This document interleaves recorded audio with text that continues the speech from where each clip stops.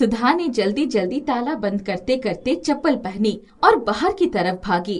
उफ, ये बारिश भी ना सुबह से लगातार हो ही रही है, बंद होने का नाम ही नहीं ले रही है। आज उसे ऑफिस के लिए देर हो गई थी। ऑफिस तक जाने के लिए रिक्शे का इंतजार करने लगी। तभी लगभग 15 साल का दिखने वाला एक लड़का पानी में भीगते हुए उसके सामने रिक्शा लेकर खड़ा हो गया। दीदी कहाँ चलना है? चलिए मैं छोड़ देता हूँ। तुम रिक्शा चलाओगे? हाँ दीदी, मैं तो बहुत दिनों से रिक्शा चलाता हूँ। आपने मुझे कभी नहीं देखा क्या? तभी एक दूसरा रिक्शा आ गया और सुधा उस पर बैठकर चली गई। आपको उसके रिक्शे पर बैठ जाना चाहिए था। वो बहुत गरीब है। बच्चा होने की वजह से कोई उसके रिक्शे पर नहीं बैठता है, जबकि वो अच्छा रिक्शा चलाता है। जल्दी चलो, ऐसे ही बहुत देर हो गई है। ऑफिस पहुंचकर सुधा काम में ऐसी मशरूफ हुई कि उसे सुबह की घटना याद ही न रही। शाम को जैसे ही ऑफिस से बाहर निकली, वही लड़का रिक्शा दौड़ाता हुआ आ गया। दीदी प्लीज मेरे रिक्शे पे ही बैठ जाइए ना, बहुत भूख लगी है। कुछ पैसे मिल जाए तो बहन को भी खिला दूंगा। अच्छा चलो, आज तुम ही ले चलो, पर संभल के चलना, गिराना मत। हाँ ठीक है, आप बैठिए तो सही। सुधा रिक्शा पर बैठ गई, फिर बोली, क्या नाम है तुम्हारा? तुम इतने छोटे से हो और रिक्शा चलाते हो। घर में कौन कौन है? मेरा नाम गुड्डू है। माँ है, बापू है, एक बहन है। पर मेरा बापू बहुत गुस्से वाला है, बहुत मारता है मुझको। इसीलिए तो मैं इतनी छोटी सी उम्र में रिक्शा चलाता हूँ। और जानती हैं दीदी, मेरे बापू ना मेरे और मेरे माँ के सारे पैसे ले लेता है। तुम्हारी माँ सारे पैसे क्यों दे देती है? अगर ना दे तो मेरा बापू मार पीट कर छीन नहीं लेगा। मैं तो अक्सर अपने पैसे से खाने का सामान खरीद लेता हूँ और चुपके से ले जाकर माँ को दे देता हूँ। घर आ गया था। सुधा ने उतरकर उसे 10 रुपए पकड़ा दिया और बोली, गुड्डू कल से रोज आ जाना, मैं तुम्हारे साथ ही जाया करूंगी। वो खुश होकर सीटी बजाता हुआ रिक्शा लेकर आगे बढ़ गया। वो रोज सुबह गेट पर ही सुधा का इंतजार करता। सुधा उसके लिए रोज कुछ न कुछ खाने को ले आती थी। कभी कभी वो पूछती, आज क्या खा कर आए थे? आज माँ ने बासी रोटी गुड़ के साथ खिलाई थी। तुम्हारी बहन कितनी बड़ी है? इतनी बड़ी है दीदी, रोज स्कूल जाने की जिद करती है, पर हमारे पास पैसे ही नहीं है कि उसे स्कूल भेजें। सुधा गेट से बाहर निकलती तो वो फर्राटे भरते हुए अपना रिक्शा उसके गेट पर ले आता था। उसको आते हुए काफी दिन बीत गए थे। सुधा को भी उसकी आदत सी पड़ गई थी। एक दिन, दीदी मैं कल से रिक्शा नहीं चलाऊंगा। क्यों, क्या हुआ? दीदी कई दिनों से रिक्शा का किराया नहीं चुका पाया, इसीलिए वो रिक्शे का मालिक मना कर रहा है रिक्शा देने से। कितना किराया लगता है रोज का? लगता तो 100 रुपए ही है, पर मेरा बापू ना सारे पैसे छीन लेता है। उसको पता चल गया है मुझे कोई रेगुलर सवारी मिल गई है, तो वो स्टैंड पर ही आ जाता है। वो कोई बात नहीं, मैं जैसे पहले जाती थी वैसे ही जाऊंगी। पर तुम क्या करोगे अब? पता नहीं, कुछ तो करना ही पड़ेगा। उस दिन जाते समय सुधा ने उसे एक मिठाई का डिब्बा खरीद कर दिया। ये ले जाकर अपनी बहन को खिला देना, चोरी नहीं करना, और कभी जरूरत हो तो मांग लेना। जी दीदी। गुड्डू चला गया, पर उसका मासूम और उदास चेहरा सुधा कई दिनों तक भूल नहीं पाई। उस घटना को बहुत दिन बीत गए। लगभग 2 साल बाद वो एक दिन ऑफिस से लौट रही थी। तभी उसने देखा कि गुड्डू को एक पुलिस वाला मार रहा है। दीदी मुझे बचा लीजिए, मेरा कोई कसूर नहीं है, प्लीज दीदी। दीदी सुनकर वो पीछे की तरफ पलटी। गुड्डू की तरफ नजर पड़ते ही वो चौंक गई। अनायास उसके मुंह से मेरे भाई निकल गया। आप जानती हैं इसको? ये तो रिक्शा चलाता था।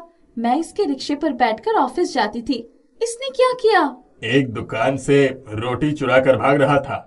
एक रोटी चुराने के जुर्म में आप उसको पकड़ कर मार रहे हैं। आपने एक बार भी उस युवक से पूछा कि आखिर वो रोटी उसने क्यों चुराई?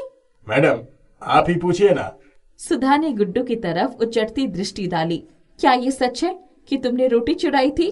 दीदी मेरा बापू मर गया, इसीलिए 3 दिन से घर में चूल्हा नहीं जला। भूख तो लगती है ना, बहन को भी तो खिलाना होता है। क्या करता? तो कोई काम कर लेते। बहुत कोशिश की पर काम नहीं मिला। अच्छा इसे आप छोड़ दीजिए, मैं इसकी गारंटी लेती हूँ। मैडम आप ऐसे लड़कों को जानती नहीं हैं, ये बहुत शातिर होते हैं। मुझे पता है, मैं इसके रिक्शे में बैठकर 2 साल तक ऑफिस गई हूँ। ठीक है मैडम, आपके कहने से हम इसे छोड़ देते हैं। दोबारा इसने ऐसी हरकत की तो मार मार कर इसका भुर्ता बना देंगे। पुलिस ने वार्निंग देकर गुड्डू को छोड़ दिया। गुड्डू, ये क्या हाल बना रखा है तुमने अपना? गुड्डू फफक फफक कर रो पड़ा। थोड़ी देर बाद शांत हुआ तो बोला, दीदी, पहले जिसका रिक्शा चलाता था उसने मुझ पर चोरी का इल्जाम लगाकर पुलिस को सौंप दिया था। पूरे 6 महीने बाद सजा काट कर आया तो कोई काम पर रखने को तैयार ही नहीं था। बाप वैसे ही मुझे देखते ही गालियां देना शुरू कर देता था। घर जाता था तो सिर्फ उसकी गालियां और माँ की पिटना दिखाई पड़ रहा था, इसलिए मैंने घर ही छोड़ दिया। अच्छा चलो, चल करके ही खाना खा लो। सुधा उसको लेकर पास के ढाबे में गई और खाने का ऑर्डर दिया। खुद उस युवक के सामने बैठ गई। ढाबे वाले ने जैसे ही गुड्डू को देखा, है ये फिर यहाँ आ गया? आज किसको उल्लू बनाकर लाया है रे? तुम्हें खाना देना है तो दो, वरना हम कहीं और चले जाएंगे। मैडम जी का लिहाज कर रहा हूँ, वरना तेरे जैसों को तो अपने ढाबे पर भटकने भी नहीं दूं। सुधा चुपचाप उनकी सारी बातें सुन रही थी। खाना आ गया था। वो खाना खाता जा रहा था और उसके मुंह से बहुत बढ़िया निकलता जा रहा था। सुधा ने बिल चुकाकर उसे अलग से 100 रुपए पकड़ा दिया। गुड्डू, अपनी माँ बहन के लिए कुछ लेते जाना और मेहनत से कमाना सीखो। जी दीदी। उसके जाने के बाद सुबह ढाबे वाले की तरफ घूमी। क्यों भाई, आप उस लड़की को देखकर ऐसा क्यों बोल रहे थे? मैडम, इसने आपको भी बेवकूफ बनाया होगा, अपने माँ बाप और बहन की कहानी सुनाकर। कहानी मतलब? मैडम, ये तो अनाथालय से भागकर 5 साल पहले ही आ गया था। ना इसकी माँ का पता है ना बाप का, इसका कोई परिवार नहीं है। सबको झूठी झूठी कहानियां सुनाता है। कभी इसने रिक्शा भी चलाया था, पर अनाथालय वालों ने इसको पकड़ लिया और लेकर चले गए। सुधा अवाक होकर उसकी बातें सुनती रही। उसकी समझ में नहीं आ रहा था कि क्या कहे। कोई बात नहीं, वो वहाँ से उठकर चली आई। घर आकर उसके दिमाग में हलचल मची हुई थी। मैं लगभग 2 साल तक उसके रिक्शे में जाती रही, ये सोचकर कि बेचारा गरीब का मारा है, पर ये सब उसके मन की उड़ान रही होगी। दूसरों को देखकर उसने भी अपनी एक काल्पनिक दुनिया बसा ली थी। अगर मुझे कभी मिल जाएगा तो मैं उसे पूछूंगी। इस घटना को कई साल बीत गए, पर गुड्डू कभी दिखाई नहीं पड़ा। एक दिन सुधा बस से अपने गांव जाने के लिए सीट पर बैठी ही थी कि सामने वाली सीट पर बैठे व्यक्ति को देखकर चौंक गई। गुड्डू, तुम कहाँ चले गए थे? मैं कब से तुम्हें ढूंढ रही थी। दीदी, मेरी माँ भी मर गई है। मैं बहन की शादी ठीक करने के लिए जा रहा हूँ। ओह अच्छा, मुझे भी बुलाना शादी में। वाह दीदी, आपके बिना बहन की शादी कैसे हो सकती है? सुधा मन ही मन मुस्कुरा दी। गुड्डू की अपनी बसाई दुनिया में गुड्डू के परिवार की जो अहमियत थी उसे बरकरार रहने दिया। उसका भरोसा टूट जाता तो शायद वो बिखर जाता। सुधा बहुत कुछ कहना चाहती थी पर कुछ नहीं बोली। अगले स्टॉप पर ही गुड्डू हाथ हिलाता हुआ उतर गया। एक गांव में साइमन और सीना नाम के पति पत्नी अपनी 2 जवान बेटियों के साथ रहते थे। बड़ी बेटी का नाम आना और दूसरी का नाम सोफिया था। आना साइमन की पहली बीवी से पैदा हुई थी। आना की सौतेली माँ हमेशा आना को कष्ट देती रहती थी और अपनी बच्ची को आराम से रखती थी। एक सुबह बड़ी ठंड पड़ रही थी। आना, ओ आना, सोए हो अभी तक? जल्दी से उठो, जाओ चाय बनाकर मुझे खाट के पास लाकर दे दो। माँ, बहुत ठंड है माँ, अभी उठ रही हूँ। तुरंत उठ जाओ, नहीं तो मेरी छड़ी उड़ जाएगी। आना किसी तरह ठिठुरते हुए उठी और चाय बनाने लगी। अब झाड़ू पोछा करके कपड़े भी धो ले। खाना अच्छा बनाना, नहीं तो सर पर ही मारूंगी। आना को अपनी सौतेली माँ की जली कटी बातें सुनने की आदत पड़ गई थी। जब ठंडी कम हुई तब मच्छरों का आतंक शुरू हो गया। घर में 4 मच्छरदानी थी, लेकिन एक फटी हुई मच्छरदानी ही आना के हिस्से में आई। रात को मच्छरों ने उसे सोने नहीं दिया। सुबह हुई। ओ महारानी, कितना सोएगी? चल उठ जल्दी से, सारा काम पड़ा है। हो माँ, रात भर मच्छरों ने मुझे सोने नहीं दिया, इसीलिए सवेरे नींद नहीं खुली। बहाना मत बना, चल चुपचाप काम पर लग जा। सीना, क्यों डांट रही हो बेटी को? तुम बीच में मत बोलो। ये काम धाम नहीं करेगी तो ससुराल में हमारी नाक कटवाएगी। अच्छा, ये सोफिया जब ससुराल जाएगी तो क्या काम अपने सास से करवाएगी? ओहो, अरे सोफिया तो अभी बच्ची है, उसकी तबीयत भी ठीक नहीं रहती। नहीं, ये तुम्हारे लाड प्यार और उसकी आलस का नतीजा है। देखो कितनी मोटी हो गई है, काम करने से शरीर फिट रहता है। अब आना को ही देख लो, कितनी चुस्त और दुरुस्त रहती है। आप तो हमेशा आना की तारीफ करते रहते हैं, जैसे सोफिया आपकी बेटी ही नहीं। आना घर का सारा काम काज करने के बाद मच्छरदानी लेकर उसे सीने लगा। आना बेटी, तुम मेरी मच्छरदानी ले लो और ये मुझे दे दो। मेरी मच्छरदानी में तुम्हें रात भर अच्छी नींद आएगी।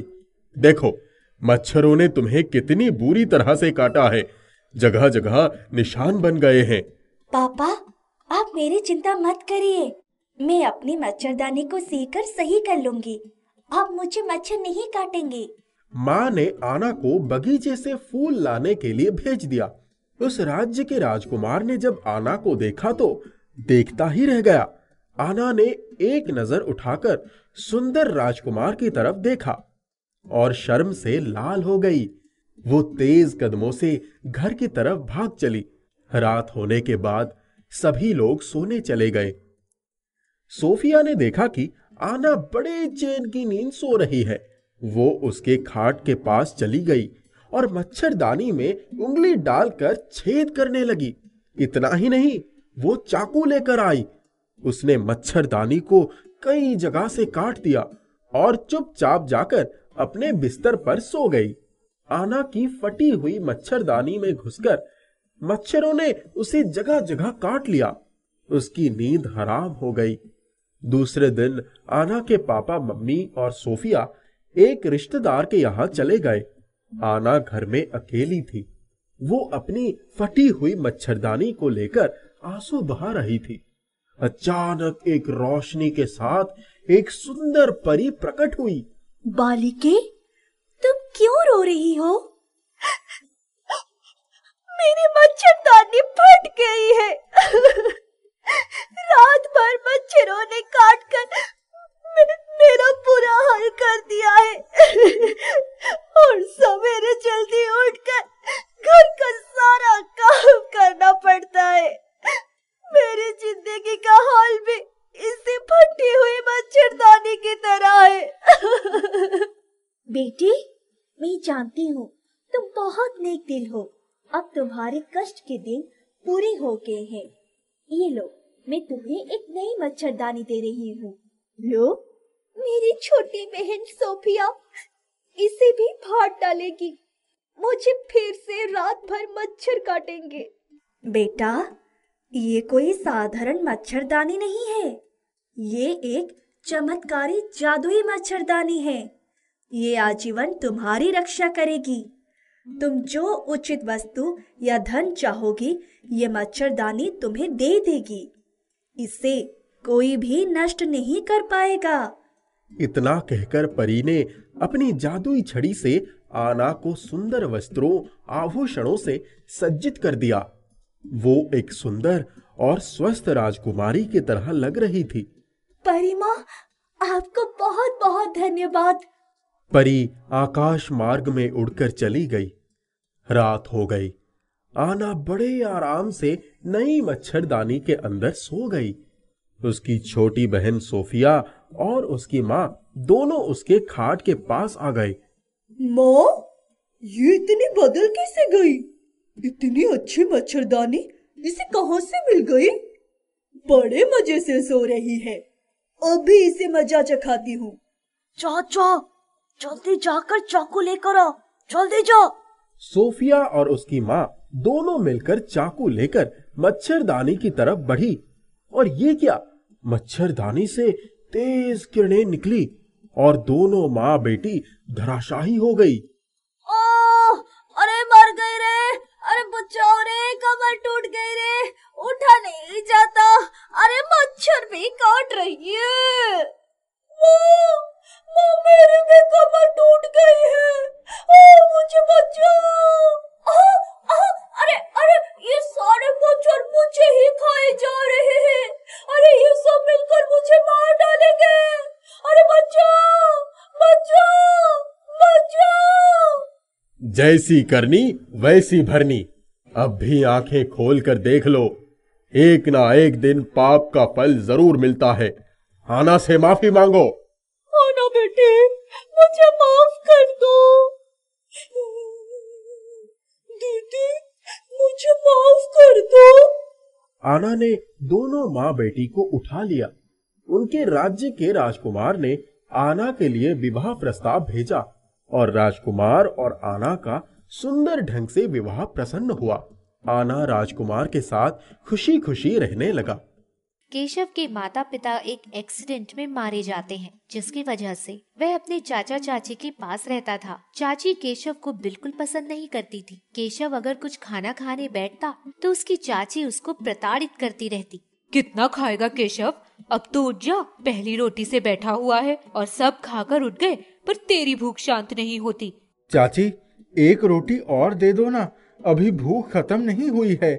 इस तरह तो सारा घर खाली कर देगा। अब मेरे बेटे के लिए तो 2 ही रोटी बची है। मैं तो तेरे लिए रोटी बना बना कर थक जाती हूँ। पता नहीं जेठानी जी तेरी भूख कैसे शांत करती थी। केशव भूखा ही उठ जाता है। अगली बार बैठता है तो फिर चाची उसके खाने के टाइम पर सुनाती है। उसको सहा नहीं जाता, उसको सही से खाना खाने नहीं देती। अच्छी चीज अपने बेटे को देती थी और केशव को बचा कुचा देती थी, जिससे वह हमेशा भूख से व्याकुल रहता था। और रीता उससे घर का सारा काम कराती थी। एक दिन जब केशव खाना खाने बैठा, केशव, मेरे बस की नहीं है अब तेरे लिए खाना बनाना, तू अपना कहीं और जुगाड़ कर ले। इतना खाना तो मेरा पूरा परिवार भी नहीं खाता जितना अकेला तू खाता है, और काम तो तुझसे होता ही कहाँ है। इस तरह से रीता केशव को घर से बाहर निकाल देती है। केशव भटकता हुआ, सोच विचार करता हुआ गलियों में भटक रहा था। तभी उसको एक होटल दिखता है। होटल? चलो इस पर अपनी भूख शांत करने के लिए कुछ खाना मांगता हूँ। साहब, बहुत भूख लगी है, कुछ खाने को दे दो। फ्री में कुछ नहीं मिलता बेटा, अगर रोटी खानी है तो पैसे देने पड़ेंगे। मेरे पास पैसे नहीं है तो तुझे रोटी नहीं मिल सकती। केशव अपना सा मुंह लटकाकर जाने लगता है। तभी पीछे से आवाज आती है। केशव पलट कर देखता है तो एक आदमी उसको बुला रहा होता है और वो उसके पास जाता है। बेटा, रोटी खानी है तो पैसे देने पड़ेंगे या फिर काम करना पड़ेगा? मैं काम करने के लिए तैयार हूँ, मेरे पास पैसे नहीं है। ठीक है, इस होटल की किचन में चल और वहाँ पर जूठे बर्तन पड़े हुए हैं, उनको मांज दे, मैं तुझे रोटी दे दूंगा। केशव सारे बर्तन मांज देता है, पर तभी होटल का मालिक आता है। ये लड़का यहाँ पर क्या कर रहा है? साहब, रसोई में बहुत सारे बर्तन थे तो मैंने इसको मांजने के लिए रख लिया था। तुमने मुझसे पूछे बिना इसको क्यों रखा? इसको मैं कोई पैसे नहीं दूंगा। साहब, इतने सारे बर्तन मांजे हैं तो कुछ तो दे दो। अच्छा चल ठीक है, 2 रोटी खा ले। आदमी उसको 2 रोटी देता है, पर केशव की भूख नहीं मिटती। साहब, मुझे तो और भूख लगी है। मैं तुझे और रोटी नहीं दे सकता। जो कुकर है ये मुझे दे दो। ये बेकार से कुकर का क्या करेगा? ये तो चलता भी नहीं है, बहुत पुराना कुकर है। मुझे आप यही कुकर दे दो, मैं इसी से अपना काम चला लूंगा। केशव पुराने कुकर को ले जाता है और उसको अच्छी तरह से साफ करके बैठ जाता है। कुकर तो मैं ले आया, पर इसमें बनाने के लिए सामान तो मेरे पास नहीं है। काश कुकर के साथ साथ दाल चावल और मिल जाते तो मैं उसे बनाकर खिचड़ी तो खा लेता। तभी कुकर में कुछ आवाज आती है। वह खोलकर देखता है तो उसमें खिचड़ी बनी हुई होती है, जो ऊपर के तले तक आ रही होती है। खिचड़ी कहाँ से आई? शायद इस कुकर में पहले से ही थी, मैंने उसको खोलकर देखा भी नहीं था और मैं इसको खा लेता हूँ। कुछ भिखारी भीख मांग रहे होते हैं, उनको भी वह खिचड़ी दे देता है। केशव उस कुकर को लेकर आगे बढ़ रहा होता है। तभी उसे प्यास लगती है और वह सोचने लगता है, काश मेरे पास पानी होता। कुकर में से आवाज आती है तो वो उसे खोलकर देखता है। उसमें बहुत सारा पानी होता है। अरे, ये पानी कहाँ से आ गया? इसमें तो पहले खिचड़ी थी, खिचड़ी खत्म हुई तो पानी आ गया। ऐसा तो नहीं कि मैं जो सोचता हूँ ये कुकर मुझे वही देता है। ये कोई जादुई कुकर लगता है। जब उसे विश्वास नहीं होता तो वह कुकर को आजमाने की कोशिश करता है। तभी बारिश आ जाती है। मुझे छाता दे दो। कुकर के ऊपर छाता आ जाता है। अब तो मुझे यकीन हो गया है कि ये कुकर जादुई है। इससे जो भी मांगता हूँ वो मुझे मिल जाता है। क्यों ना मैं इससे व्यापार शुरू करूं, एक अपना छोटा सा ढाबा खोल लेता हूँ, जिससे कम दाम पर मैं सभी को खाना दे दिया करूंगा, जिससे किसी को भी मेरी तरह भूखा पेट सोना नहीं पड़ेगा। केशव कुकर की सहायता से ढाबा खोलता है, जिसमें बहुत ही कम दाम पर खाना मिलता है, जिससे उसका व्यापार बहुत अच्छा चलता है और वह ढाबे से एक होटल खोलने की सोचने लगता है और सभी जगह उसके और उसके खाने की वाहवाही होने लगती है। यह बात उस आदमी को पता चलती है जिसने वह कुकर केशव को दिया था। केशव तो एक छोटा सा बेरोजगार लड़का था। आखिर ऐसा इसके पास क्या हो गया जो दिन दुनी रात चौगुनी तरक्की कर रहा है? इसका पता तो लगाना होगा। वह चुपचाप जाकर देखता है तो उसको जादुई कुकर की असलियत पता चलती है। जब वो उसको चुराने की कोशिश करता है तो रात को उसी तरह का नया कुकर लाकर उस पुराने कुकर को ले जाता है और घर में लाकर उससे कहता है, कुकर, मुझे एक सोने की ईंट चाहिए। कुकर उसमें से बहुत से आग के गोले निकालता है जो उसके ऊपर गिरते हैं। बचाओ बचाओ, मैंने सोने की ईंट मांगी थी, तुमने तो आग के गोले बरसा दिए। चलो कोई बात नहीं, तुम्हारे पास सोने की ईंट नहीं है तो कोई बात नहीं, तुम मुझे एक अच्छा सा पिज्जा बनाकर दे दो। मैं किसी का अच्छा सोचा हुआ पूरा करता हूँ, लालच में बोला गया शब्द नहीं। तुम मुझे ऑर्डर देने वाले होते कौन हो? मेरा मालिक केशव है, तुम नहीं। कुकर अपने में से बहुत सारी भाप निकालता है जो उसके चेहरे पर जाकर लगती है, जिससे उसका पूरा चेहरा जलन के मारे बेकार हो जाता है।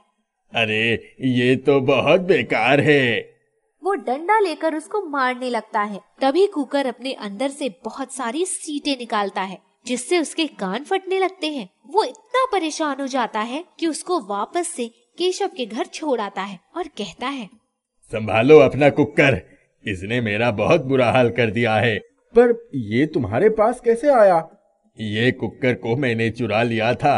मैंने सोचा कि जिस तरह से तुमने जादू करके अमीर होते जा रहे हो, वैसे ही मैं भी इसे चुराकर अमीर हो जाऊंगा। इससे जो कहूंगा वो मुझे देगा। पर इसने ऐसा नहीं किया। मैंने इससे जो भी कुछ मांगा, इसने उसका उल्टा दिया। अब तुम ही संभालो इस आफत को। आदमी वापस चला जाता है। अब केशव उस कुकर से सबकी मदद करता था और अपना होटल चलाया करता था। वह होटल को संभालने के साथ साथ अपनी पढ़ाई भी पूरी करता था, जिसकी वजह से वो एक बहुत बड़ा आदमी बन जाता है। पर वह अपना नेक काम करना कभी नहीं छोड़ता और उस कुकर को हमेशा अपने साथ रखता है।